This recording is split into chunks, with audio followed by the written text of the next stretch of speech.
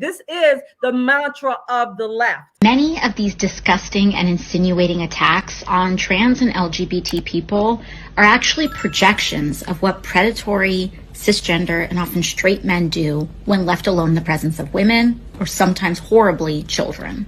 So instead of getting you to challenge the patriarchy, they're trying to get you to challenge the very gender expressiveness that challenges patriarchy.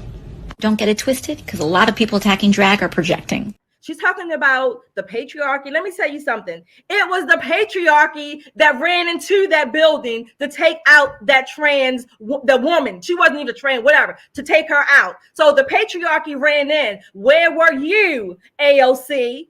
Because we had to wait it on you or these so-called feminazis or rabid feminists, there would be more children and innocent people slaughtered. We'd be carrying out more body bags. So F you, AOC. The patriarchy ran to the trouble. They ran to the shooter, not away from the shooter.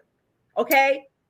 Yeah, absolutely. Again, we have these leftist elites who throw out all of this jargon, cisgender, patriarchy, and all of this stuff. And bottom line is men were needed and they showed up.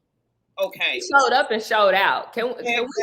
Can we talk about that officer who ran? I mean, he's pushing people out like, come on, let's go, to do what was necessary. And I think in a time like this, I was on the shade room because, I like to be messy sometimes. And I was looking at the responses of so many Black people about how they responded and how grateful we were. They was like, F that person and F their pronouns, like, all of these different things. And the truth of the matter is, when it comes to human life and protecting the sanctity of human life, there should be absolutely no question. So the same outrage that AOC would have in any other situation where you see people dying, she should have it here. But because it doesn't fit the narrative and it doesn't go in alignment with their agenda, they have now pivoted to something else, to blame us. So now it's really interesting that the victimizer, right, the murderer, has somehow became the victim. So she's not talking about the lives of the 6 people who were killed. She's not talking about them.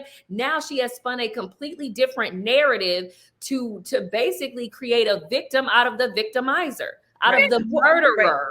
Right. Well, this is really consistent with the left. Keep in mind, this is the same people who release the violent criminals. Okay. So again, they make excuses for the violent criminals. They want to have them, no cash bail, any kind of excuse. So this is consistent with them. At least they are consistent in that way. So this is why we have, or at least part of the reason why we have this exponential uptick of violence on our streets, because of these leftist progressive state's attorneys that don't want to lock up the people, the judges that send them through the revolving doors, the defund the police movement. All of these things are conflating and contributing to this.